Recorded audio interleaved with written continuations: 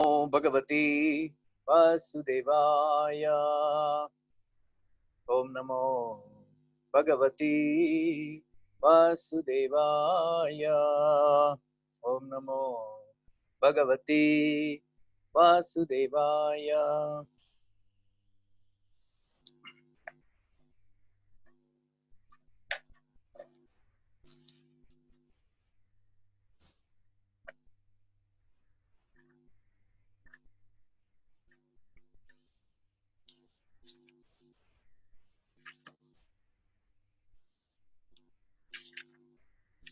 జ్ఞానం తేహం సవిజ్ఞానం ఇదం వక్ష్యామ శేషతః యజ్ఞాత్వా నేహ భూయో అన్యద్ జ్ఞాతవ్యం అవశిష్యతే.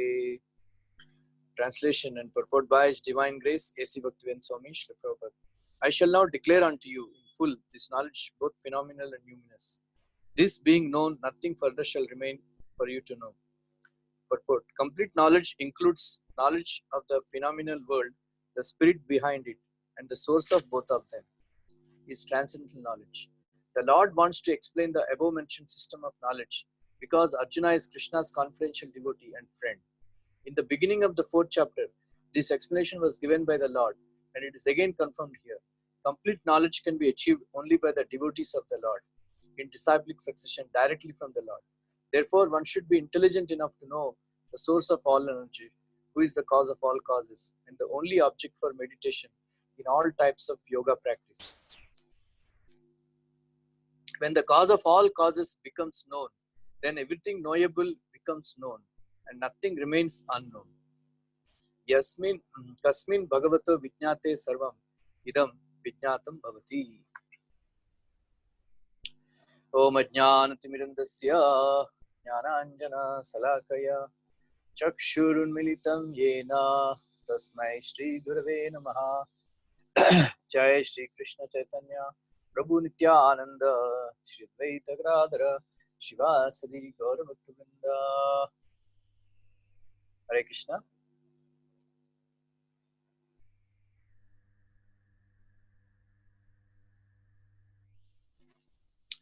సో ఈరోజు 7వ అధ్యాయం సంగ్రహం చెప్పాలని అన్నారు. సో 7వ అధ్యాయం నుంచి 12వ అధ్యాయం వరకు భక్తి యోగం అన్నమాట. సో చాలా ఇంపార్టెంట్. మొదటి 6 అధ్యాయాలు కర్మ షడ్గం, మధ్యలో 6 అధ్యాయాలు భక్తి షడ్గం, ఈ ఆఖరి 6 అధ్యాయాలు జ్ఞాన షడ్గం అని విభజించారనమాట. సో ప్రభుపాద చెప్పేవారు బ్రెడ్ లో శాండ్విచ్లు అనమాట. పైన ఒకటి కింద ఒకటి 2 బ్రెడ్ పీసులు, దాని మధ్యలో మసాలా పెడతారు. అలాగే ఇది చాలా కాన్ఫిడెన్షియల్ కాబట్టి, సీక్రెట్ కాబట్టి మధ్యలో దాచిపెట్టారని చెప్తారనమాట. 2వ అధ్యాయంలో గీత యొక్క సంగ్రహం అంతా చెప్పారు భగవాన్ కృష్ణుడు. తర్వాత ఆ 2వ అధ్యాయాన్ని అర్థం చేసుకోవడానికి మిగతా అధ్యాయాలన్నీ కృష్ణుడు విస్తారంగా ఎక్స్ప్లెయిన్ చేస్తారు అనమాట. సో భగవద్గీత అంటే బ్రహ్మ విద్య. సో 6వ అధ్యాయం మనం విన్నాం లాస్ట్ వీక్. అది ధ్యాన యోగం కానీ ఆత్మ సంయమం అని అంటారు. సో కానీ మనం ఇప్పుడు 6వ అధ్యాయాన్ని విడిచిపెట్టడం లేదు, కానీ దాన్ని ఆధారంగా తీసుకుని కృష్ణుణ్ణి ఎలాగా పట్టుకోవాలో ఈ 7వ అధ్యాయంలో మనం నేర్చుకుంటాం అన్నమాట. ఎందుకంటే మనకి జీవితంలో ఏమి సాధించాలన్నా కూడా ధ్యానం కావాలి. ధ్యానం లేకుండా మనం ఏవి సాధించలేము అన్నమాట. అందువల్ల కర్మని కానీ జ్ఞానాన్ని కానీ భక్తిని కానీ యోగంగా మార్చడానికి ధ్యానం చాలా ముఖ్యమైనటువంటి పాత్ర వహిస్తుంది అనమాట. ఎందుకంటే ద్వారంలో పెట్టిన దీపం బయటకు కూడా వెలుతురిస్తుంది, లోపల ఉన్న వాళ్ళకి కూడా వెలుతురిస్తుంది. అలాగే ఈ 6వ అధ్యాయం అటువంటిది అనమాట. కృష్ణుడు 6వ అధ్యాయంలో లాస్ట్ యోగినాం అపి సర్వేషాం అని ముగిస్తాడు. యోగినాం అపి సర్వేషాం మద్గతే అంతరాత్మన.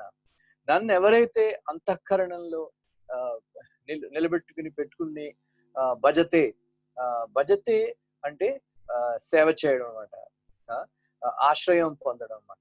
సో శ్రద్ధావాన్ భజతే యోమాం. శ్రద్ధ ఉండాలి. శ్రద్ధ అంటే శాస్త్ర వచనాల్లోని, ఆచార్య వచనాల్లోని విశ్వాసం ఉంచడమే శ్రద్ధ అని అంటారు. సో శ్రద్ధకి విశ్వాసానికి కొంచెం తేడా ఉంది. మనం భక్తి యోగం చేసుకున్నప్పుడు మొట్టమొదట్లో ఉండేది శ్రద్ధ. అది బాగా ముదిరితే అది విశ్వాసం అవుతుంది అనమాట. అది చాలా ఇంపార్టెంట్. సో మనం శ్రద్ధని విశ్వాసంగా మార్చుకోవడానికి ప్రయత్నం చేసుకోవాలన్నమాట. సో ఈ శ్రద్ధావాన్ భజతేమాం అంటే శాస్త్రంలోని ప్రభుపాదు చెప్పిన వాక్యంలోని మనం విశ్వాసం పెట్టుకుని ఈ యోగాన్ని మనం చేసుకోవాలన్నమాట. అప్పుడు సో యోగినాం అపి సర్వేషాం మద్గతేన అంతరాత్మన శ్రద్ధావాన్ భజతే యోమాం. అతను అక్కడ చెప్పారు అనమాట, నన్ను ఎవరు సేవ చేస్తారు, ఎప్పుడు నన్ను అంతఃకరణలో పెట్టుకుని నన్ను నిరంతరంగా ధ్యానిస్తూ ఎవరైతే సేవ చేస్తారో వాళ్ళు అందరి యోగుల్లో కూడా శ్రేష్ఠుడు అని కృష్ణుడి యొక్క అతని అభిమతాన్ని అతను వ్యక్తం చేశారనమాట. ఇప్పుడు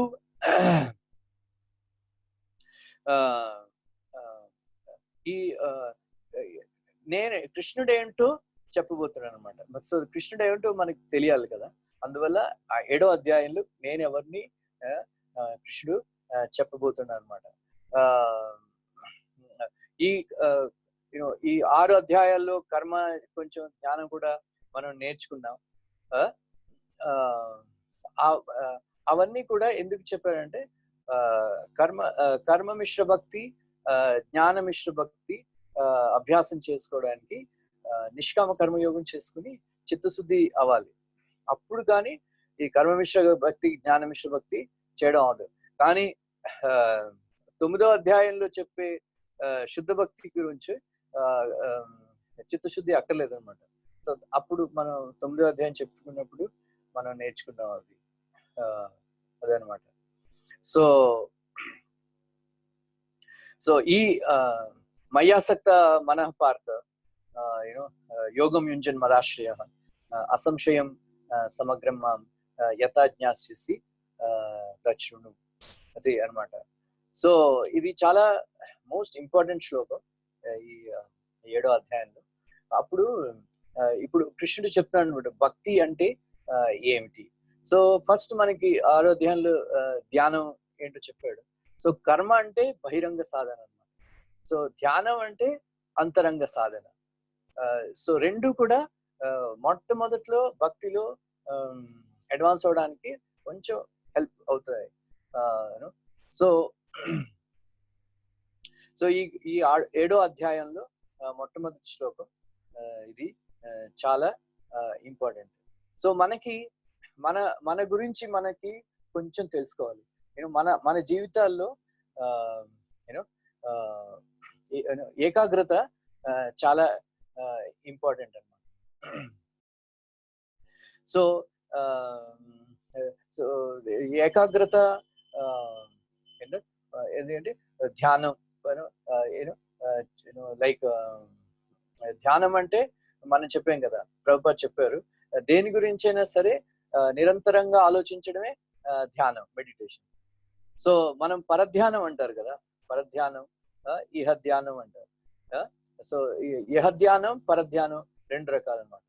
చిత్త ఏకాగ్రత ధ్యానం, చిత్తం ఏకాగ్రతగా ఉండడమే ధ్యానం అనమాట. సో మనం రోజంతా దేని గురించో మనం ఆలోచిస్తూనే ఉంటాం, మనం ధ్యానంలోనే ఉన్నాం. కానీ ఇహ ధ్యానం అంటే మనం రోజంతా పనులు చేస్తున్నా, నిలబడినా, కూర్చున్నా, తాగినా, తిన్నా, ఎప్పుడు దేని గురించో దాని గురించి ఆలోచిస్తూ ఉంటాం. దాన్ని ఇహ ధ్యానం అంటారు. ఇహ ధ్యానం చేయడం వల్ల మన మనస్సు కలుషితం అయిపోయి చాలా చంచలంగా అయిపోతుంది అనమాట. మరొకటి ఏంటంటే పరధ్యానం. పరధ్యానం అంటే సర్వోత్తమైనటువంటి. సో ఈ ధ్యానానికి కొన్ని ఏకాగ్రత ఉండాలి. సో ఏకాగ్రత మనం తెలుసుకోవాలి. మన జీవనంలో పరిమితత్వం ఉన్నది. మన జీవితంలో అన్ని ఎప్పుడు కూడా లిమిటేషన్సే. మనకి నాకు పాలంటే ఇష్టం అనుకోండి, రోజంతా పాలు తాగితే ఇబ్బంది. నాకు ఎంత అరుగుతుందో అంతే నేను పాలు తాగాలి. అలాగే ప్రతిదీ ధర్మశాస్త్రం విరుద్ధంగా ఏ పని చేయకూడదు అనమాట.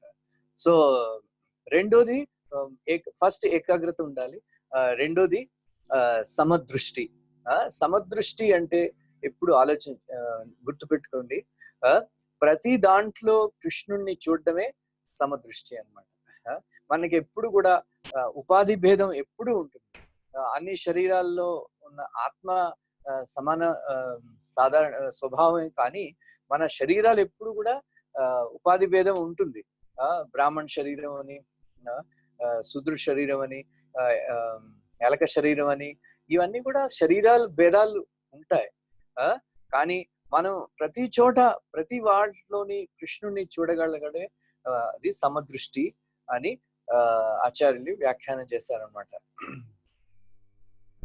సో మనకి శరీరానికి ఆత్మకి భేదం తెలుసుకున్న వాళ్ళకి ఈ ధ్యానం ఏకాగ్రతతో మనం చేయొచ్చు అని ప్రభుపాద చెప్పారు అనమాట. సో మనం తెలుసు కదా, ఇంద్రియాణి పరాణ్యాహు ఇంద్రియభ్య పరం మనః మనసస్తు పరా బుద్ధి యో బుద్ధే పరతస్తు సహా. మనం కృష్ణుడు చెప్పాడు, నువ్వు ఈ శరీరం కాదు ఆత్మవి అని. బాడీ ఇంపార్టెంట్ కాదు, కానీ బాడీ అక్కర్లేదని ఎవరు చెప్పలేదు. కృష్ణుడు అదే చెప్తాడు అనమాట. సాధన భక్తి కోసం దేహం చాలా ఇంపార్టెంట్, కానీ దేహం గౌణం అనమాట, అంటే అప్రధానం. ఆత్మ ముఖ్యం, అంటే ప్రధానం. సో కానీ పాశ్చాత్య దేశం వాళ్ళకి ఆత్మ లేనే ఉండదు. వాళ్ళకి శరీరమే అది చాలా ముఖ్యం వాళ్ళకి. భారతీయ వాసులకి ఫస్ట్ ఆత్మ, తర్వాత శరీరం. గుర్రాలు ఈ రథానికి కట్టి ఉంటాయి. అప్పుడు మనకి ఆ రథం చాలా స్మూత్ గా నడుస్తుంది అన్నమాట. సో ఈ అధ్యాయానికి సృష్టి ఉత్పత్తి యోగం అని కూడా అంటారు అనమాట. సో ఈ సృష్టి ఏమిటో కృష్ణుడు కొంచెం చెప్పాడు ఇందులో. కానీ ఈ సృష్టి గురించి నేర్చుకోవడానికి మనం నేర్చుకోవాలి సృష్టి ఏమిటి అని. సృష్టి గురించి నేర్చుకోవడం ఎందుకంటే సృష్టి గురించి తెలుసుకోవడానికి కాదు, ఈ సృష్టిని సృష్టించిన వాడిని తెలుసుకోవాలని ఒక ఆచార్యులు అంటున్నాడు. సో ఈ సృష్టి చేసిన వాడిని తెలుసుకోవడానికి ఉపయోగపడుతుంది మనం. కానీ సృష్టిలో మనకి ఏమీ ఇంట్రెస్ట్ లేదు, ఎందుకంటే సృష్టికర్తలో మనకి చాలా ఇంట్రెస్ట్. అది ఈ అధ్యాయంలో బాగా కృష్ణుడు చెప్తాడు అనమాట. సో మయ్యాసక్త అండ్ మదాశ్రయ మీరు నోట్ చేసుకోండి. మనకి రెండు కావాలి. ఫస్ట్ కృష్ణుడిని సమగ్రంగా ఎలా అర్థం చేసుకోవాలో కృష్ణుడు చెప్తాడు అనమాట. అసంశయం సమగ్రం మాం యథా జ్ఞాస్యసి తచ్ఛృణు. ఈ శ్లోకంలో బాగా వివరణ చేసుకుంటే ఫస్ట్ ప్రభుపాద చెప్తారు, కృష్ణుడు చెప్తున్నాడు నన్ను చూడు అనట్లేదు, నా నుంచి విను అని. సో అందువల్ల ఇది చాలా ఇంపార్టెంట్. సో కృష్ణుడి గురించి మొదట్లో వినాలి. ఎందుకు చూడాలి, కృష్ణుని చూడాలి అని మనం అనుకోకూడదు. ఫస్ట్ లో కృష్ణుడి గురించి బాగా వినాలి అన్నమాట. సో సమగ్రం అంటే కృష్ణుడి యొక్క విభూతులన్నీ, అతని బలం, అతని గుణాలు, కృష్ణుడు గుణాతీతుడు ఎలాగో ఈ జగత్ కృష్ణుడి యొక్క విభూతి అన్నమాట. అతను విభుడు. ఇది చాలా ఇంపార్టెంట్ అర్థం చేసుకోవాలి. విభూతి, విభుడు, రెండిటి గురించి తెలుసుకోవడమే సమగ్రం అని మనం అర్థం చేసుకోవాలి. సో ఎలా తెలుసుకోవాలి? భక్తి ద్వారా. సో భక్తి యొక్క ఫస్ట్ స్టెప్ ఆశ్రయం. ఆశ్రయం. ఆశ్రయం అంటే యూనో ఆసక్తి. ఈ ఆసక్తినే ప్రీతి అంటారు అన్నమాట. సో భక్తి అంటే ప్రీతిపూర్వకమైన ఆశ్రయము. ఇది డెఫినేషన్. భక్తి అంటే ప్రీతిపూర్వకమైన ఆశ్రయం. గతి లేక ఆశ్రయం, మతి లేక ఆసక్తి మనం ఈ ప్రపంచంలో మనం చూస్తాం. మనం ఎప్పుడు కూడా ఆశ్రయం, ఆసక్తి రెండు ఒక దగ్గర పెట్టాం. ఎందుకంటే సపోజ్ మనం ఆఫీస్ లో పనిచేస్తున్నాం అనుకోండి, గతి లేక ఆఫీసర్ ఆశ్రయం మనం తీసుకుంటాం. కానీ మన ఆసక్తి, మన కుటుంబ సభ్యుల మీద ప్రతి ఆసక్తి ఉంటుంది. మన బాస్ ప్రతి ఆసక్తి మనకి ఉండదు. అలాగే మన కుటుంబ సభ్యుల ప్రతి ఆసక్తి మనం పెట్టుకుంటాం, కానీ మనం వాళ్ళ ఆశ్రయం మనం తీసుకోం. సో కృష్ణుడు ఈ రెండు కండిషన్స్ ఫుల్ఫిల్ చేయమని చెప్తున్నాను అనమాట. ఏంటి? మదాశ్రయము, మదాసక్తి. సో ఈ రెండు ఉంటేనే మనం కృష్ణుడి గురించి బాగా పూర్ణంగా తెలుసుకోగలుగుతాము. అప్పుడే సమగ్రంగా తెలుసుకోగలుగుతామని కృష్ణుడు ఈ శ్లోకంలో చెప్తున్నాడు అన్నమాట. అర్జునుడికి రెండు ఉన్నాయి. దుర్యోధనుడికి కృష్ణుడి ఆశ్రయం పొందాలి అనుకున్నాడు, కానీ ఆసక్తి లేదు కృష్ణుడు అంటే. అందువల్లే కృష్ణుడు అర్జునుడు చెప్పినప్పుడు నాకు కృష్ణుడు కావాలి అంటే తందనాలు వేసాడు. పర్లేదు, నాకు నారాయణీ సేన ఇవ్వు, పర్వాలేదు అని. వాడు గొడవ పెట్టుకోలేదు అర్జునుడు, నాకు కృష్ణుడే కావాలి అని. కానీ కృష్ణుడు అర్జునుల్లో రెండు ఉన్నాయి. ఆశ్రయం ఉంది, ఆసక్తి ఉన్నది. కానీ దుర్యోధనులో అవి లేవన్నమాట. సో అందువల్ల నీకు రెండు ఉన్నాయి కదా, అందుకే నేను నీకు సమగ్రంగా జ్ఞానం ఇస్తున్నాను అని అంటున్నాడు. సో జ్ఞానం తేహం స విజ్ఞానం ఇదం వక్ష్యామి అశేషతః యజ్ఞాత్వా నేహభూయో అన్యత్ జ్ఞాతవ్యం అవశిష్యతే. మనం స్కూల్స్ కాలేజీలో వెళ్ళినప్పుడు ఎవ్వరు కూడా ఇలా చెప్పడు, నేను నీకు ఈ ప్రపంచంలో ఉన్న అంత పూర్తి జ్ఞానాన్ని నీకు ఇస్తున్నాను, ఈ జ్ఞానం పొందిన తర్వాత నీకు ఇంకా మరొక చోటకి వెళ్ళక్కర్లేదు జ్ఞానం పొందడానికి అని ఎవ్వరు కూడా చెప్పరు. మన ఈ సైన్స్ లో మనం నేర్చుకున్న జ్ఞానం అంతా ఎప్పటికప్పుడు మారుతూ ఉంటుంది. కానీ కృష్ణుడు చెప్తున్నాడు అనమాట, ఈ రెండు నేను ఇస్తున్నాను అని. రెండు ఇస్తున్నాను. ఈ శ్లోకంలో ఇంపార్టెంట్ పాయింట్ ఏంటంటే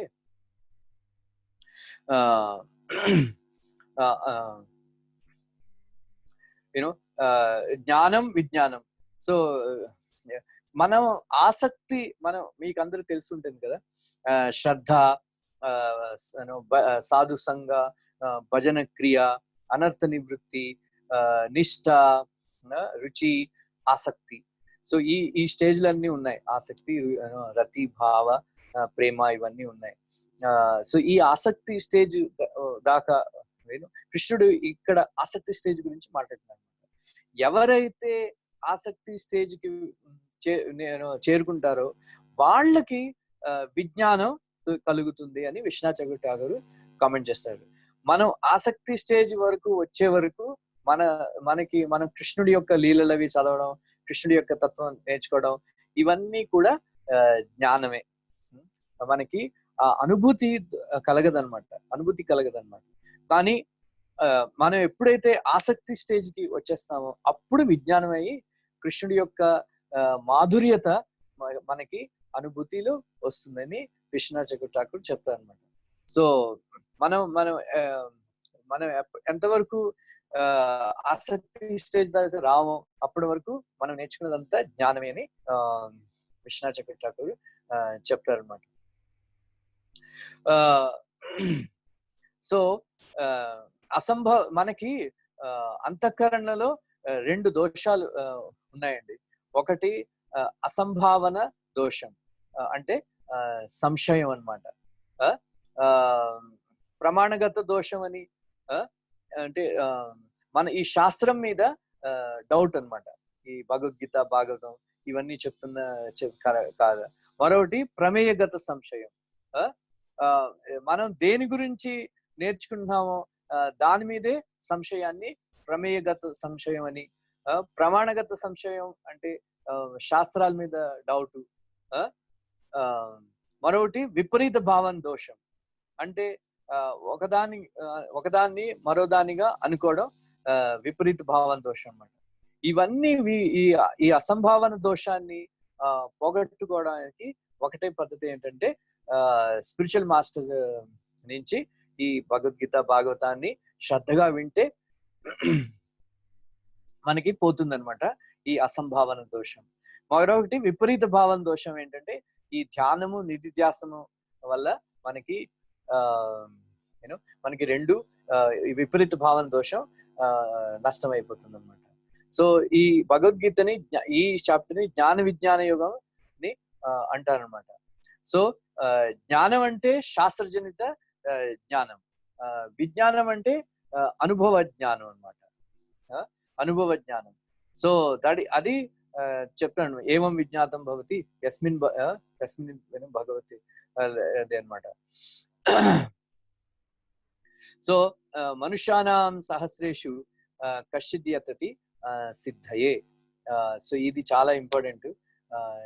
ఎన్నో లక్షల కోట్ల జీవుల్లో మనుష్య జన్మ దొరకడం చాలా కష్టం. ఆ మనుష్య జన్మలో దొరికిన తర్వాత కూడా శాస్త్రంలో విశ్వాసం ఉంచడం చాలా కొద్ది మందికే ఉంటుంది. ఆ శాస్త్రంలో కొంతమంది ఉన్న వాళ్ళకి కూడా ఆ శాస్త్రాల్ని ఫాలో చేసే వాళ్ళు చాలా తక్కువ ఉంటారు. వాళ్ళలో కర్మిష్ఠులు ఎక్కువే. వాళ్ళలో ఎన్నో లక్షల మందిలో కొంతమంది జ్ఞానులు ఉంటారు. ఆ జ్ఞానుల్లో కొంతమంది ముక్తిని పొందుతారు. ఆ ముక్తిని పొందిన వాళ్ళలో కొంతమంది భక్తులు అవుతారని కృష్ణుడు ఇక్కడ చెప్తాడు అనమాట. సో ఈ మూడు చాలా దుర్లభం అని ఒక ఆచార్యులు అంటాడు.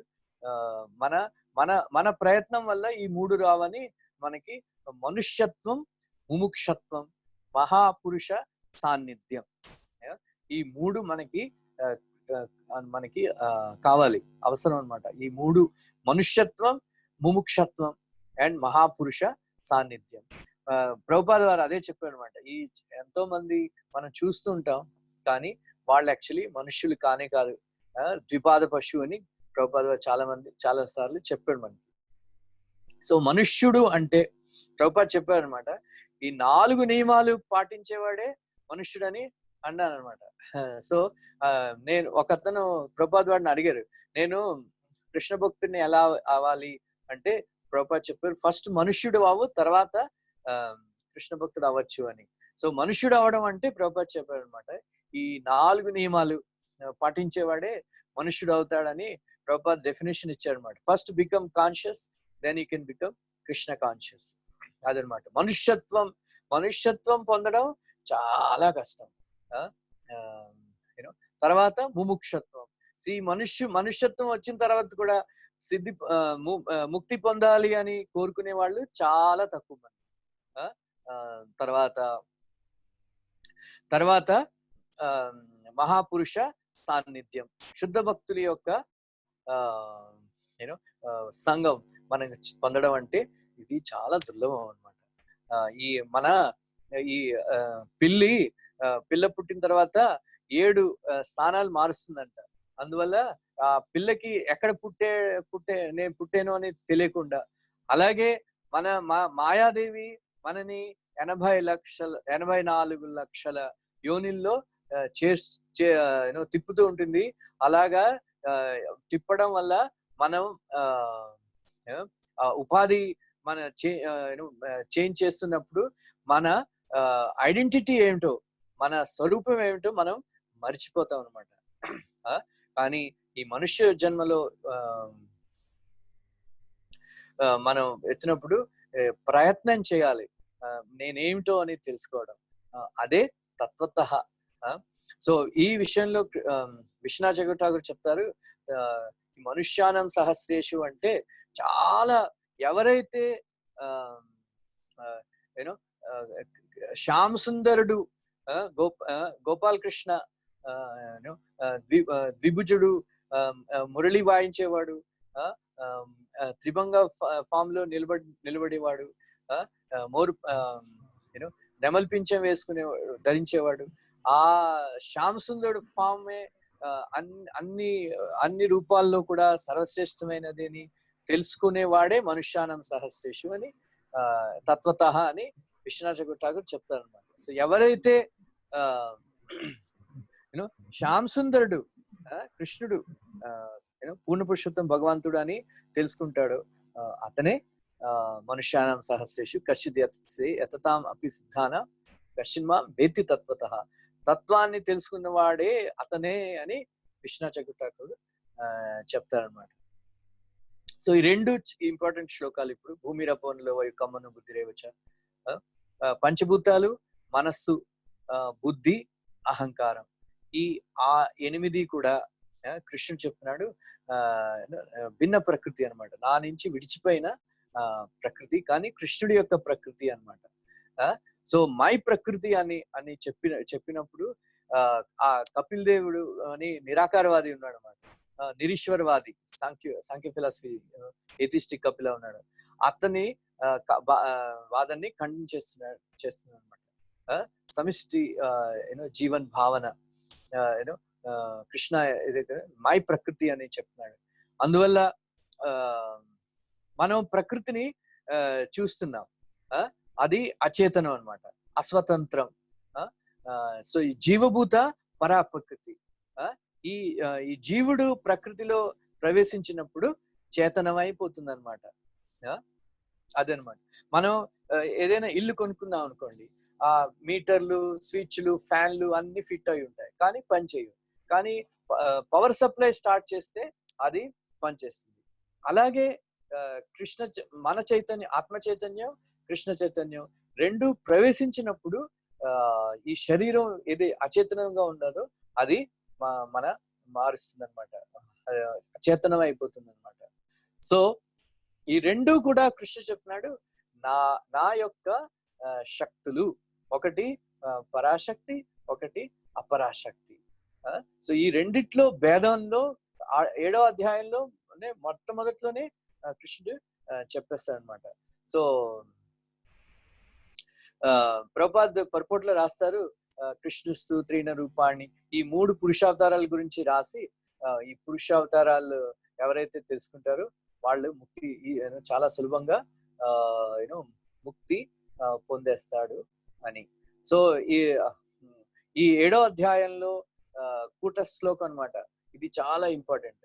మత్తః పరతరం నాణ్యత్ కించిదస్తి ధనంజయ మై సర్వం ఇదం ప్రోతం శూత్రే మణిగణ ఇవ. ఫస్ట్ 2 లైన్స్ పరమార్థ స్వరూపం అనమాట. మత్తః పరతరం నాణ్యత్ కించిదస్తి ధనంజయ, 2 వ్యావహారిక స్వరూపం. అది చాలా కృష్ణుడు ప్రభుపాద్ చాలా మంచి తాత్పర్యం రాసేది దీని గురించి. చదివేసుకొని చాలా శాస్త్రాల నుంచి కోట్ చేసుకుని మనకి గోపాల్ తాపని ఉపనిషత్తు, శ్వేతాశ్వతర ఉపనిషత్తు, అన్ని నారాయణ ఉపనిషత్తు, వీటన్నిటి నుంచి కూడా ప్రభుపాద్ కోట్ చేసి కృష్ణుడే పూర్ణ పురుషోత్తం భగవంతుడు అని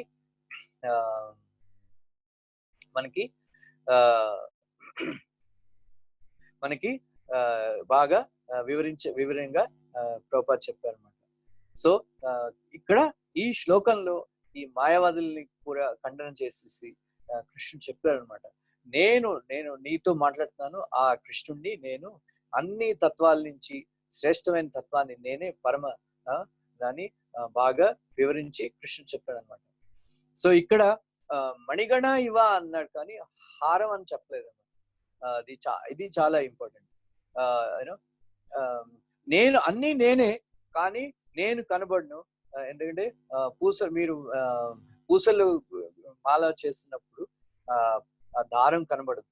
అలాగే అన్ని కూడా నా మీదే ఆధారపడి ఉన్నా నేను కనబడను అని ప్రహ్లాద్ వారు చెప్తాడు అనమాట. విత్తనం చెట్టు అయిపోయినప్పుడు విత్తనం మనకి కనపడదు. అలాగే కృష్ణుడి నుంచే ఈ జగత్తు వస్తుంది. కానీ జగత్తు మనం చూస్తున్నాం కానీ కృష్ణుడిని మనం చూడలేకపోతున్నాం. అదే వింత అప్పుడు ఈ కృష్ణుడు ఇంకా రసోహం అప్సు కౌంతేయ ఈ 4 శ్లోకాలు కృష్ణుడు చెప్తాడు.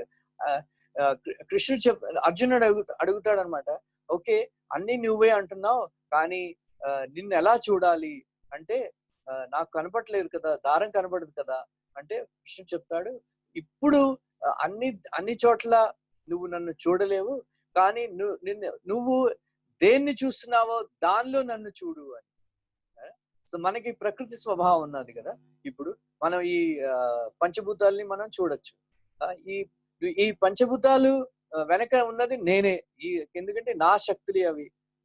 అందువల్ల నువ్వు నువ్వు దేన్నైతే చూస్తున్నావో దానిలో నన్ను చూడు అని కృష్ణుడు చెప్తాడు అనమాట.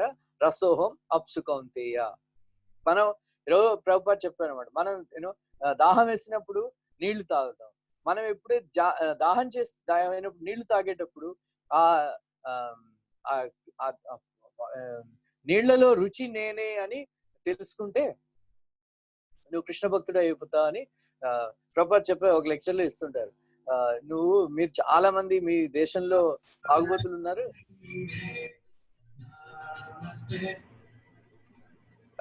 మీ దేశంలో చాలా మంది తాగుబోతులు ఉన్నారు. తాగుతున్నప్పుడు ఆ కళ్ళు యొక్క టేస్ట్ నేనే అని అనుకుంటే, కృష్ణుడే అనుకుంటే వాళ్ళు కృష్ణ భక్తులు అయిపోతారని ఒక లెక్చర్ లో ప్రభుపాద చెప్పారు అనమాట. సో మనం ఎప్పుడు నీళ్లు తాగినప్పుడు మనం అనుకోగలగాలి ఈ ఈ ఈ నీళ్ల యొక్క టేస్ట్ కృష్ణుడే అని. మనం పొద్దున్న లేచినప్పుడు మనం పొద్దున్న లేచినప్పుడు సూర్యుడు యొక్క కాంతి చూస్తాం, రాత్రి చంద్రుడి యొక్క కాంతి చూస్తాం. సో కృష్ణుడు చెప్తున్నాడు, ఆ సూర్యుడి యొక్క కాంతిని నేనే, ఆ చంద్రుడి యొక్క కాంతిని నేనే అని కృష్ణుడు మళ్ళీ మళ్ళీ ఈ మాట చెప్తున్నాడు. చాలా అనుకుంటారు కొంతమంది, అదే మళ్ళీ ఒకటే మాట చెప్తున్నాడు ఏమిటి అని.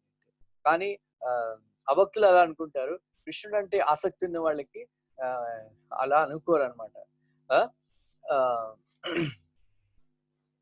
సో ఇది ఎందుకంటే ఈ వేదాంతం చెప్పినప్పుడు మళ్ళీ రిపీట్ చేయాలి. మనం దుర్బోధం ఆత్మవస్తువు అని అన్నారు.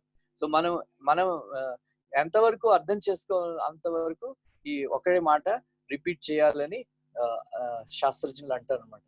సో ఈ పంచభూతాలు కూడా వాటి వేరు ఫంక్షన్స్ ఉంటాయి, కానీ వాటి యొక్క సోర్స్ ఒకటే సూపర్ కాన్షియస్నెస్, కృష్ణ చైతన్యం అన్నమాట.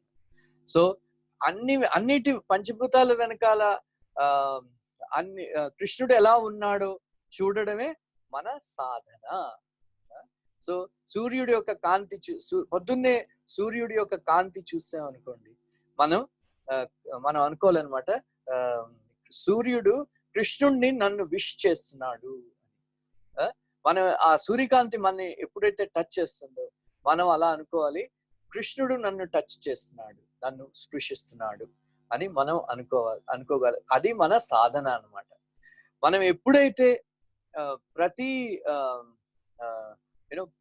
ప్రతి పంచభూతాలన్నీ వెనకాల కృష్ణుడు ఎలా పనిచేస్తున్నాడో మనం తెలుసుకోగలిగితే అది మన సాధన అనమాట. తెలుసుకోగలిగే అప్పుడు ప్రతి చోట కృష్ణుని చూడాలన్నమాట.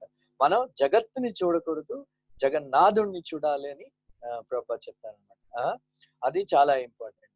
సో రసోవైసహ దిస్ రస కృష్ణుడి నుంచే వస్తుంది అనమాట. మనం ఈ మధుమక్కి ఈ ఫ్లవర్ ని, పుష్పాలని చూడదన్నమాట, పుష్పంలో ఉన్న తేనెని చూస్తుంది. అలాగే రసజ్ఞులైన వాళ్ళు ఈ ప్రపంచంలో అంతట్లోని కూడా కృష్ణుడినే చూస్తారు, కృష్ణుడు రచించిన జగత్తుని చూడడు.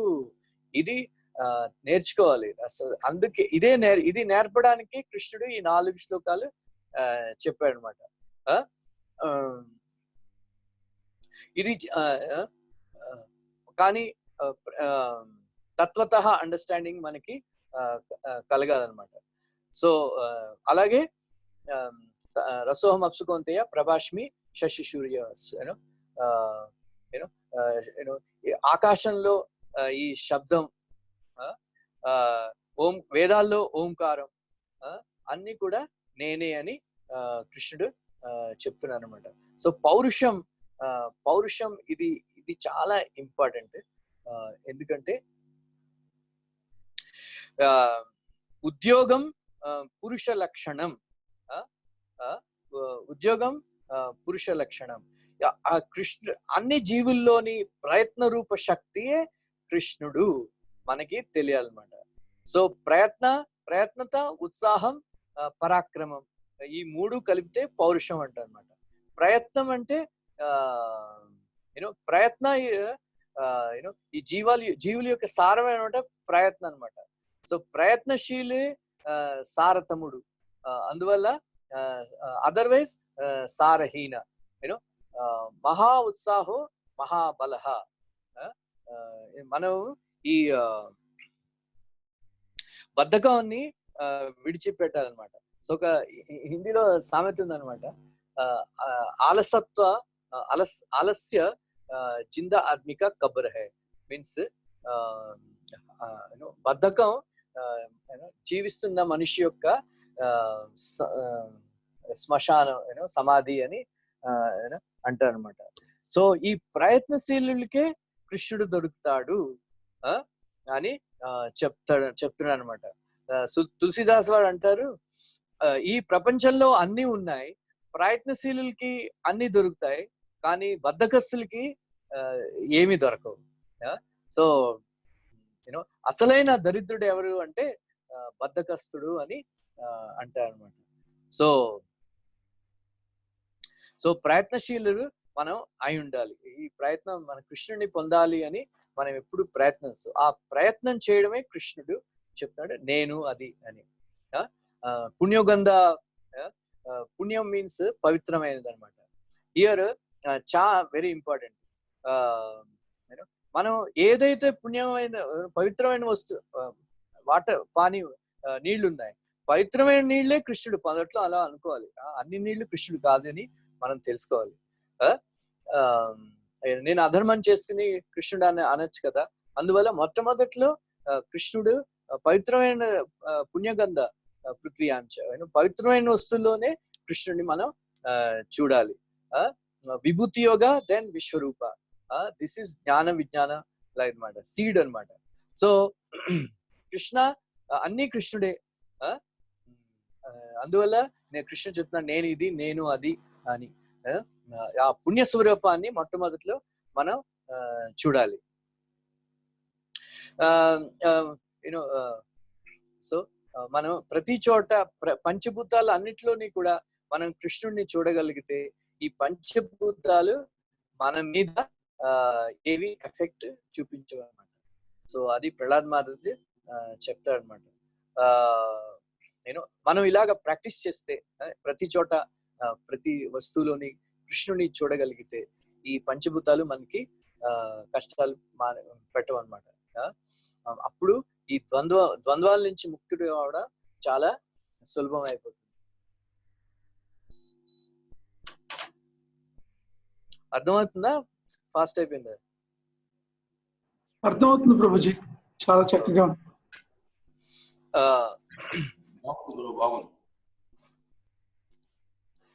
సో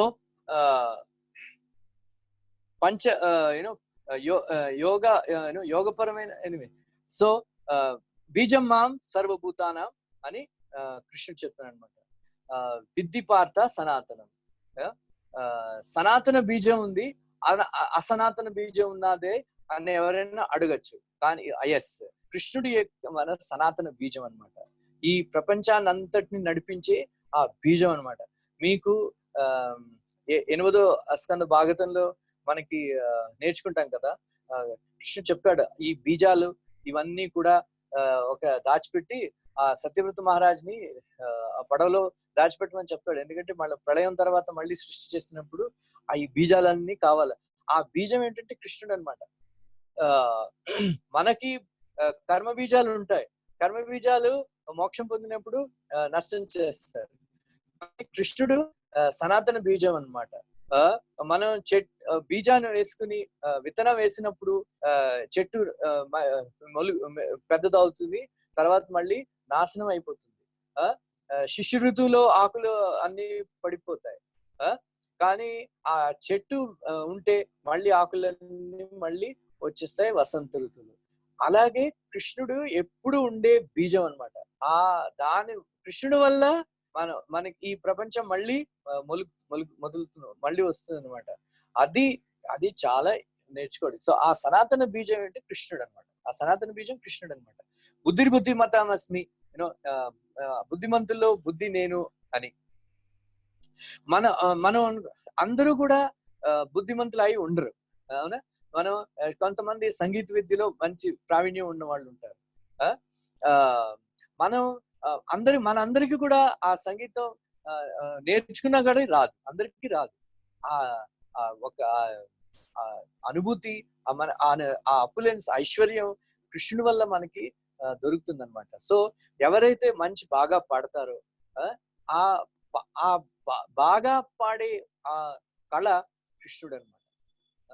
ఎందుకంటే నేను మన ఈ కళ, ఈ బుద్ధిని నేను ఎక్కడ కొనుక్కోవాలన్నమాట, నేను తెచ్చుకోను. కృష్ణుడి వల్లే, దయ వల్లే మనకి దొరుకుతుంది అనమాట.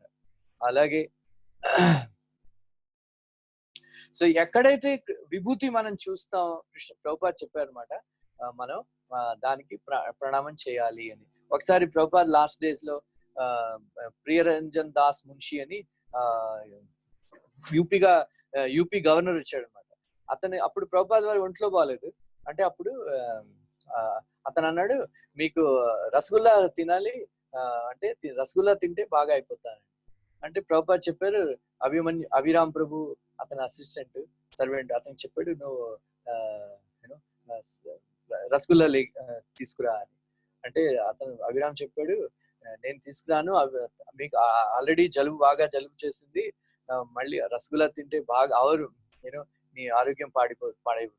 అంటే అప్పుడు ప్రభుపాద్ చెప్పారు అనమాట, అతను యూపీ గవర్నర్ అంటే ఆ శక్తి ఏంటో కృష్ణుడి వల్ల, దయ వల్లే అతను యూపీ గవర్నర్ అయ్యాడు. అందువల్ల అటువంటి పొజిషన్ లో ఉన్న వాళ్ళని మనం గౌరవించాలి, ఎందుకంటే కృష్ణుడి యొక్క శక్తి అతనిలో ఉన్నది అని. సో మనం ఎప్పుడైతే కొంతమంది పెద్ద పెద్ద పనులు చేస్తారో వాళ్ళని మనం గౌరవించాలి, ఎందుకంటే ఆ ఎబిలిటీ కృష్ణుడు అనమాట.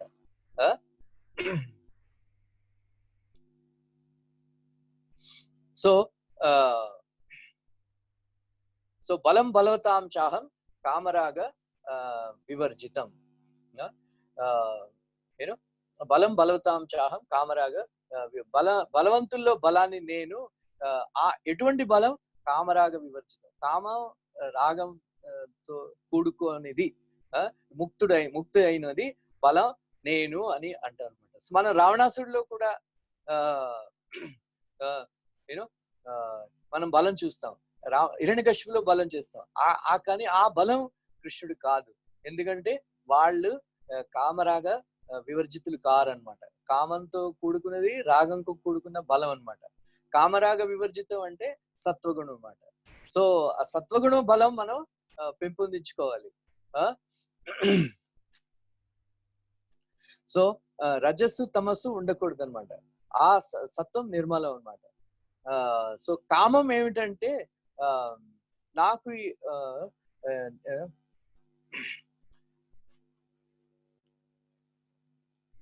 కామం ఏంటంటే నేను ధర్మపరంగా పనిచేసి పొందలేనిదే కామం అని అంటారు అనమాట.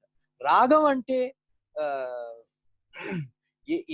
ఎలాగైనా సరే పొందాలి అని బాగా నిర్ణయం చేసుకోవడమే రాగం అన్నమాట. సో రావణాసురుడు, హిరణ్యకశిపుడు అనమాట, వాళ్ళిద్దరు కామరాగ ఉన్నదన్నమాట. సో ఎందుకంటే రావణాసురుడు సీతను ఎత్తుకుని వచ్చి ఎలాగైనా సీతను పొందాలి అని ఆ రాగాన్ని బాగా పెంపొందించేసుకున్నాడు అనమాట. సో ఇది చాలా ఇంపార్టెంట్. సో ధర్మ సమ్మతమైన కామము కృష్ణుడు అనమాట. అది నిష్కామ స్టేజ్ అన్నమాట. ఈ ఈ కామాన్ని అదే చెప్పాడు కదా కృష్ణుడు ప్రజహాతి అదా కామ అని. సో అదే అనమాట. సో ఇఫ్ దుర్మార్గుల దగ్గర విద్య ఉంటే వాళ్ళు వాదనలు చేసుకోవడానికి దురుపయోగం చేస్తారు. అందువల్ల వాళ్ళు గర్వం అహంకారం ఎక్కువైపోయి అందరినీ కూడా అవమానిస్తూ ఉంటారు అనమాట. సో బలం ఉంటే, అటువంటి వాళ్ళ దగ్గర బలం ఉంటే బలహీనుల్ని కష్టపెట్టడానికి, వాళ్ళు టార్చర్ పెట్టడానికి, అత్యాచారాలు చేయడానికి వాళ్ళు ఉపయోగిస్తారు. కానీ సత్పురుషుడి దగ్గర ఈ జ్ఞానం జ్ఞానయ దానయ రక్షణయ. సో ధర్మిష్ఠుల దగ్గర ఈ బలం అది ఉంటే వాళ్ళు దానం చేయడానికి, ఇతరుల్ని రక్షించడానికి వాళ్ళు ఉపయోగిస్తారు అన్నమాట.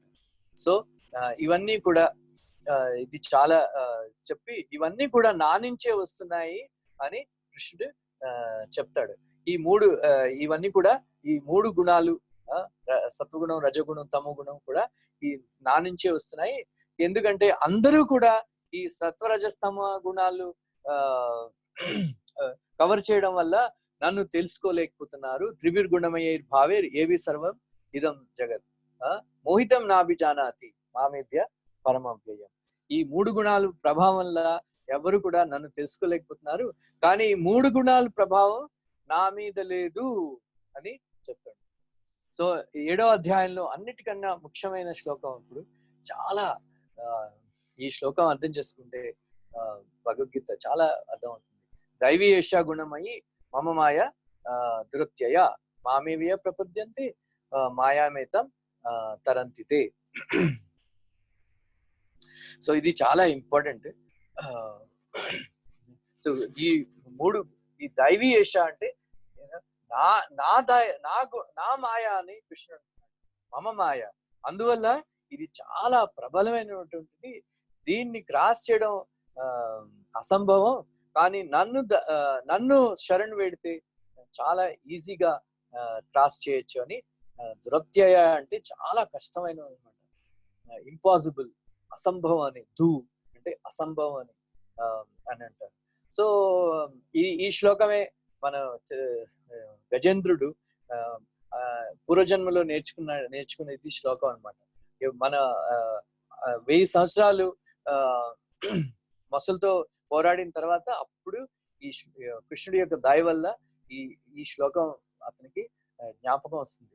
అప్పుడు దైవీ ఏషా గుణమై మమ మాయా దురత్యయ మామేవే ప్రపద్యంతే మాయామేతాం తరంతితే అని అతను అది నేర్చుకుని అప్పుడు కృష్ణుడి యొక్క శరణ్ పొందుతాడు అనమాట. అలాగే అందువల్ల సో నమాం దుష్కృతినో మూఢ ప్రపద్యంతే నారాధమ మాయాహృత జ్ఞానం ఆసురిం భావం ఆశ్రిత. కానీ కృష్ణుడు చెప్తున్నాడు 4 రకాలైన వాళ్ళు నా శరణు పొందరు. సో ఈ విషయంలో మనం ప్రభుపాద పర్పట్లో మనం చదివే మూర్ఖులు ఎవరంటే నరాధమ అంటే ఎవడు అని. కానీ విశ్వనాథ ఠాకూర్ మరో అర్థం చెప్తున్నాడు. మీకు ఈ 4 రకాలైన మూడులు వాళ్ళు మీకు తెలిసే ఉంటాయి. ఫ్యాక్టరీలో పనిచేసే వాళ్ళు, ఇవన్నీ ప్రభుపాద చెప్పారు. కానీ ఇక్కడ మంచి మనకి ఉపయోగపడే కామెంటరీ రాశాడు. మూఢుడు ఎవడంటే కర్మి అన్నమాట. కర్మిష్ఠుడు ఎవరైతే ఉంటాడో, ఈ పందికి మంచి నెయ్యితో చేసిన హల్వా ఇష్టం ఉండదో, అలాగే కర్మిష్ఠుడైన వాడికి కృష్ణ కథ వినడానికి రుచి ఉండదు. ఆ కృష్ణ కథ వినడానికి రుచి లేని వాడే మూఢుడు అని విశ్వనాథ ఠాకూర్ డిఫైన్ చేస్తాడు అనమాట. నరాధముడు ఎవడంటే చాలా అర్థం చేసుకోవాలి. నరాధముడు ఎవడంటే కృష్ణ భక్తిలోకి వచ్చి కొన్ని సంవత్సరాలు అభ్యాసం చేసుకుని మనకి ఏమి రిజల్ట్ ఇవ్వట్లేదు, ఫలం మంచిది దొరకట్లేదు, ఈ భక్తి యోగం వేస్ట్ అని మళ్ళీ ఎవరైతే విడిచిపెట్టి వెళ్ళిపోతాడో వాడే నరాధముడు అని చాలా గట్టిగా డెఫినేషన్ ఇస్తాడు. మాయా అపహృత జ్ఞానం ఎవడే అంటే ఎవరైతే శ్రీ నారాయణుడు, వైకుంఠంలో ఉన్న నారాయణుడు ఉత్తమ పురుషోత్తముడు ఈ కృష్ణుడు రాముడు మనుష్య శరీరంలో వచ్చారు, వాళ్ళని పెద్దగా పూజించక్కర్లేదు అనేవాళ్ళు మాయా అపృత జ్ఞానం అని జ్ఞానం అనమాట. ఆ ఆసురి భావం అంటే జరాసంధుడు, కంసుడు వీళ్ళందరూ కూడా కృష్ణుడి యొక్క శరీరాన్ని హింసించాలని ప్రయత్నించి వాళ్ళు ఆనందం పొందుతారు. ఎవరైతే కృష్ణుడి యొక్క విగ్రహాన్ని ఏదో టెంపరీ అశాశ్వతం అని అంటారో, ఇన్సల్ట్ చేస్తారో, వాళ్ళు ఆశ్రయం భావమాశ్రిత అని అర్థం చెప్తారు అనమాట. సో ఈ ఈ 4 రకాలు అనమాట వాళ్ళు అనమాట. సో నమాం దుష్టును కూడా ప్రపద్యంతే నరాధమ, మాయయా అపృత జ్ఞానం ఆసురీం భావమాశ్రిత. ఇది చాలా ఇంపార్టెంట్. సో తర్వాత సో 4 రకాలైనటువంటి వాళ్ళు నన్ను శరణు పొందుతారు అని కృష్ణుడు చెప్తారు అనమాట. చతుర్విధ భజంతేమా జనా సుకృతినో అర్జున ఆర్తో జిజ్ఞాసుర అర్థార్థి జ్ఞానీచ భరతర్షభ. ఎందుకంటే ఇది చాలా ముఖ్యమైనటువంటి శ్లోకం. ఎందుకంటే మనం ఏదైనా మనకి కావాలి అనుకున్నప్పుడు కృష్ణుడి దగ్గరికి వెళ్ళి అడిగితే తప్పు లేదు. అటువంటి వాళ్ళు కృష్ణుడు డిఫైన్ చేస్తున్నాడు సుకృతులు అన్నాడు. సో మనం కష్టంలో ఉన్న 4 రకాలు కష్టంలో ఉన్న వాళ్ళు, ధనాసతో ఉన్నవాళ్ళు, 3 జిజ్ఞాసులు, 4 జ్ఞానులు. వీళ్ళు ఈ 4. కానీ మనం అనుకుంటాం మనకి ఎగ్జాంపుల్ ఏంటంటే అర్థార్థి అంటే ఎవరంటే ఆర్తులు అంటే గజేంద్రుడు, ద్రౌపది కూడా ఆర్తురాలే. దెన్ చాలా మంది అర్థార్థి అంటే మనకి వచ్చిన వాడు ధ్రువ మహారాజ్. కానీ ధ్రువ మహారాజ్ తర్వాత కూడా చాలా మంది ఉన్నారు అర్థార్థి. జిజ్ఞాసులు, తర్వాత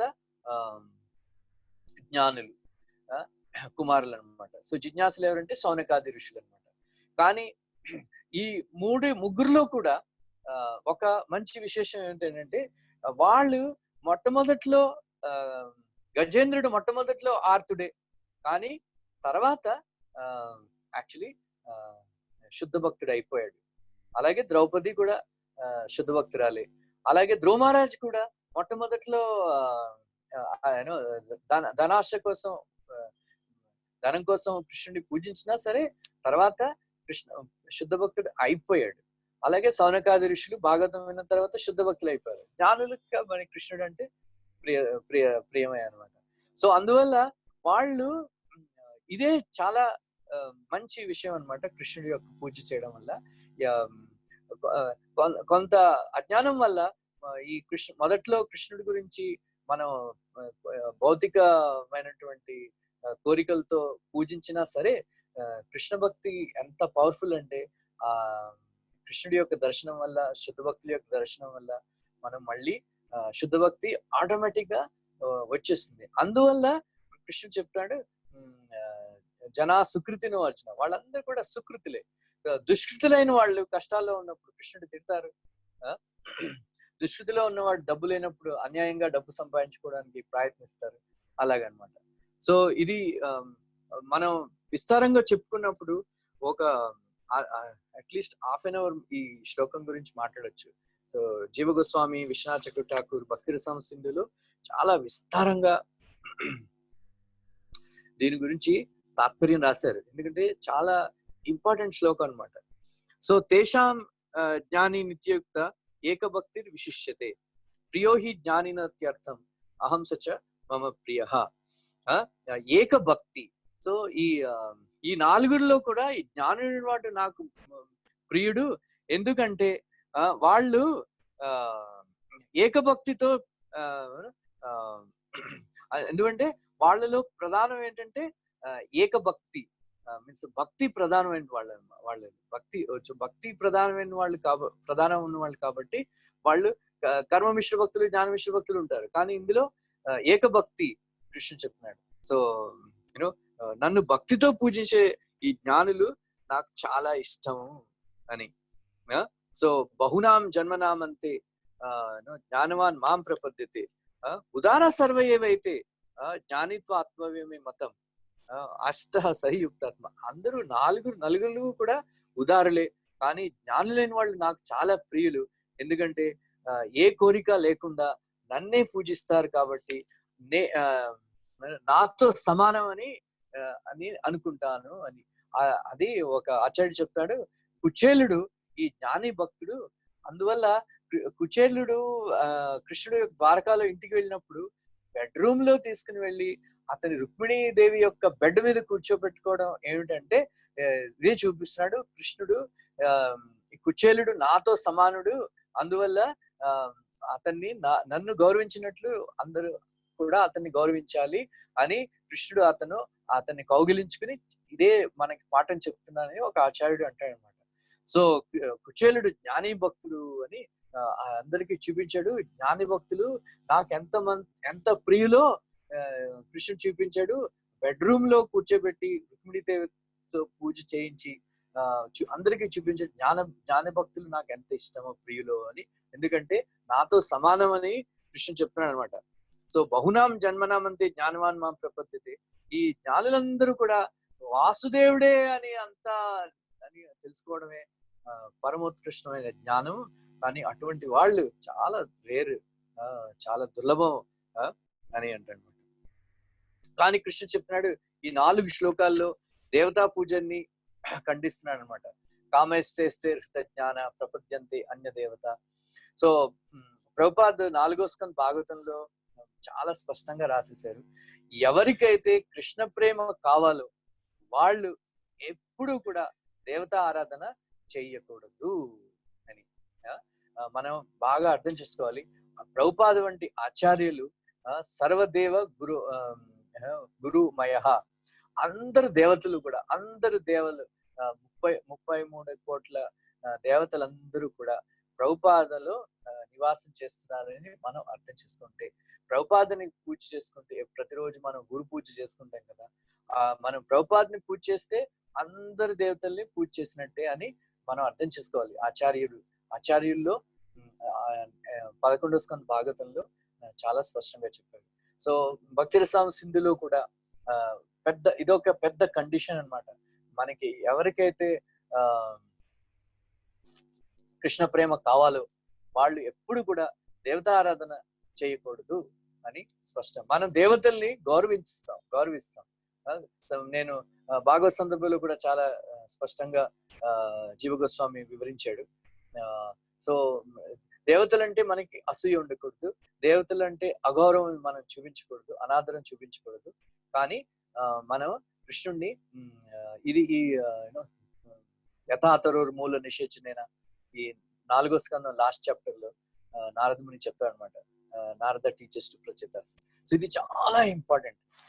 ఈ 4 శ్లోకాలు అంతవంత ఫలం తేషాం తద్భవతి అల్పమేధశాం దేవాన్ దేవ యజోయాంతి. సో ఎందుకంటే ఈ దేవతలు ఈ 3 గుణాల్లో పరిమితమై ఉంటారు. అందువల్ల వాళ్ళు ఇచ్చే వరాలు కూడా ఈ 3 గుణాల్లో పరిమితమై ఉండి, వాళ్ళు దేవతలు అశాశ్వతులు కాబట్టి వాళ్ళు ఇచ్చే వరాలు కూడా అశాశ్వతమైనవని మనం అర్థం చేసుకోవాలి. అది చాలా ఇంపార్టెంట్. సో ఈ విషయాన్ని పరీక్షిత్ మహారాజ్ అడుగుతాడు. మనం విస్తారంగా చెప్పుకున్నప్పుడు మనం చెప్పుకోవచ్చు ఇవన్నీ. శివుడు చాలా పార్వతీది ఒక భర్త, ప్రకృతికి అధినేత. అటువంటి శివుడు శ్మశానంలో ఉంటాడు. కానీ శివ భక్తులు బాగా అంతులై ఉంటారు. కృష్ణుడు బాగా ఐశ్వర్యమయంగా జీవిస్తాడు. కానీ అతని భక్తులు పూరిగుడిసెల్లో ఉంటారు. ఎందుకు అలాగా అని పరీక్షిత్ మహారాజ్ అడుగుతారు అన్నమాట. దాని సమాధానం చాలా ఇంట్రెస్టింగ్ అది. సో అందువల్ల ఇది నెక్స్ట్ శ్లోకం ఏంటంటే అవ్యక్తం వ్యక్తిమాపన్నం మన్యతే మాం అబుద్ధయ పరం భావం అజానంతో మామ అవ్యయం అనుత్తమం. సో ఇది ఎంతో మంది శంకరాచార్యులు ఉన్నారు, ఎంతో మంది సాధువులు ఉన్నారు.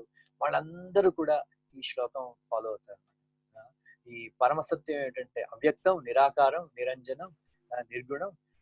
ఈ ప్రపంచంలో వచ్చినప్పుడు ఈ సద్గుణం సగుణంలో రూపంలో వచ్చినప్పుడు ఈ సత్వగుణంలో శరీరాన్ని స్వీకరిస్తారు ఈ పరమసత్యం.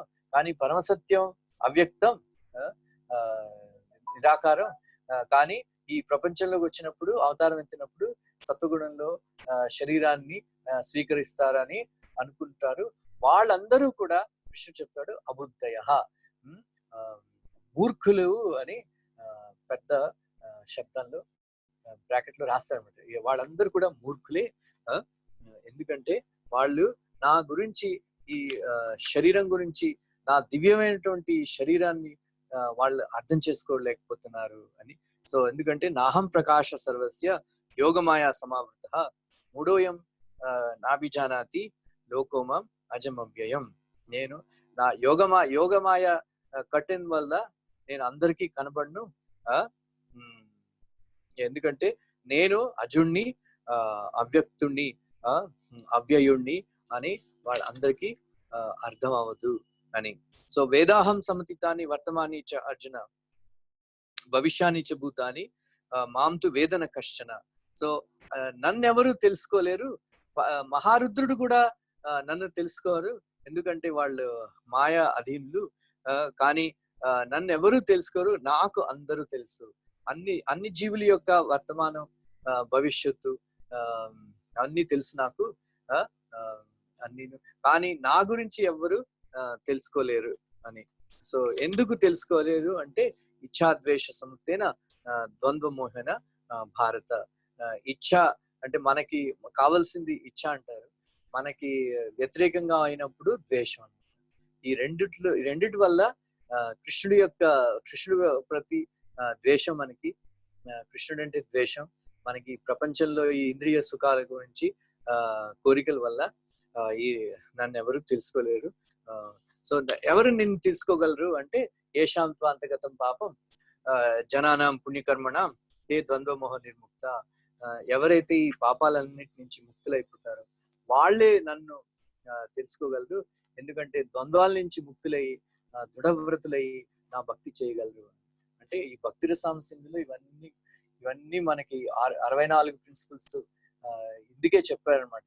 ఇవన్నీ చేయడం వల్ల మనం కొన్ని కోట్ల జన్మల నుంచి పోగైన ఈ పాపాలన్నీ నష్టమైపోయి మన మనస్సు నిలకడయి ద్వంద్వాల నుంచి విముక్తుడై మనం కృష్ణ భక్తిలో నిమగ్నం అవ్వచ్చు అనమాట. సో అందువల్ల ఈ సాధన భక్తి చాలా ఇంపార్టెంట్. తర్వాత కృష్ణుడు చెప్తాడు, ఎవరైతే ఈ జన్మ నుంచి ఈ జరా వ్యాధుల నుంచి ముక్తులు అవ్వాలనుకుంటారో వాళ్ళందరూ కూడా నా గురించి జ్ఞానం పొంది ఇవన్నీ కూడా వాళ్ళు ముక్తి పొందుతారు. సాధిభూతి సాధి దైవం సాధి యజ్ఞం చే విదురు ప్రయాణ కాలే పిచ మాం తే విదురు యుక్త చేతసః. So those who know me as the presiding deity of Adibhuta, Adidaiva and Adiyajna, and whose minds are attached to me, remember me even at the time of death. అధిభూత, అధిదైవ, అధియజ్ఞ వీటన్నిటికీ కూడా ప్రిసైడింగ్ డిటీ కృష్ణుడు అని తెలుసుకున్న వాళ్ళు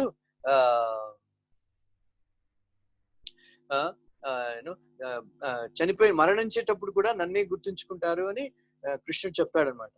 so కృష్ణుడి యొక్క భక్తి వల్ల ఇవన్నీ కూడా మనం అధిభూత, అధిదైవ, అధియజ్ఞ, ప్రిసైడింగ్ డిటీ అని మనం తెలుసుకోగలం అనమాట. సో అప్పుడు ఆ శరీరం వల్ల ఈ బుద్ధి మీద ప్రభావం కలగకుండా మన కర్మలన్నీ నష్టమైపోయి మనం కృష్ణుడిని పొందగలం అని. సో ఇక్కడ అధిభూతం, అధిదైవం, అధియజ్ఞం అని కృష్ణుడు అన్నప్పుడు యాక్చువల్లీ ఒక ఆచార్యుడు అంటాడు 7th చాప్టర్ 9th చాప్టర్ కలిసి ఉండాలి. కానీ అర్జునుడు అడుగుతాడు అనమాట. ఎప్పుడైతే ఇది అడిగాడో కృష్ణుడు చెప్పాడు అధిదైవం, అధిభూతం, అధియజ్ఞం అని అన్నాడు. అప్పుడు అర్జునుడికి ప్రశ్న వేస్తాడు. ఈ 7వ అధ్యాయంలో అర్జునుడి ప్రశ్నలతో ప్రారంభం అవన్నమాట. మొట్టమొదటి శ్లోకంలో 7వ అధ్యాయం మొట్టమొదటి శ్లోకంలో అర్జునుడు ప్రశ్నించాడు, ఎందుకంటే కంటిన్యూ చేసేస్తాడు కృష్ణుడు. యోగినామపి సర్వేషాం అద్గతేన అంతరాత్మన అని చెప్పాడు. అంటే నేనేంటి అని తెలుసుకోవడానికి చెప్పడం ఆరంభిస్తాడు అనమాట. ఈ 7, 9, 10 వరుసగా ఉండాలి యాక్చువల్లీ. కానీ అర్జునుడు ఎప్పుడైతే అడిగాడో అధిభూతం ఏమిటంటి, అధి యజ్ఞం ఏమిటి, అధిభూతం ఏమిటని అడిగాడు, అప్పుడు డైవర్ట్ అయిపోయాడు కృష్ణుడు. సో కంటిన్యూటీ కొంచెం కట్ అయిందన్నమాట. మళ్ళీ 7వ అధ్యాయం తర్వాత మళ్ళీ 9వ అధ్యాయంలో కృష్ణుడి యొక్క తన యొక్క విభూతులు చెప్పాడు. మళ్ళీ అహం క్రతురహం యజ్ఞ స్వభావం స్వధాయం అవన్నీ కూడా కృష్ణుడు చెప్తాడు. సో అందువల్ల ఇది మనకి 7వ అధ్యాయం, 8వ అధ్యాయం, 7వ అధ్యాయం జ్ఞానమిశ్ర భక్తి, 8వ అధ్యాయం యోగ మిశ్ర భక్తి, 9వ అధ్యాయం శుద్ధ భక్తి, కేవల భక్తి, ఇలాగా. సో ఈ విషయంలో విశ్వనాథ్ ఠాకూర్ మంచి కామెంట్ చేస్తాడు. అతను చెప్తాడు, కృష్ణ భక్తి దొరకడం దుర్లభం, కానీ కృష్ణ భక్తి అభ్యాసం చేయడం చాలా సులభం. అది అంతే అన్నమాట. So it is very difficult to get pure devotional service, but it is very easy to practice. So ఈ ఎన్నో కోట్ల జన్మల పుణ్యాల వల్ల మనం కృష్ణుడి యొక్క కథలు వినడానికి అర్హులు అవుతామని ప్రభుపాద చెప్తారు. అదనమాట. హరే కృష్ణ కృష్ణ కృష్ణ హరే హరే, హరే రామ్ రామ్ రామ్ హరి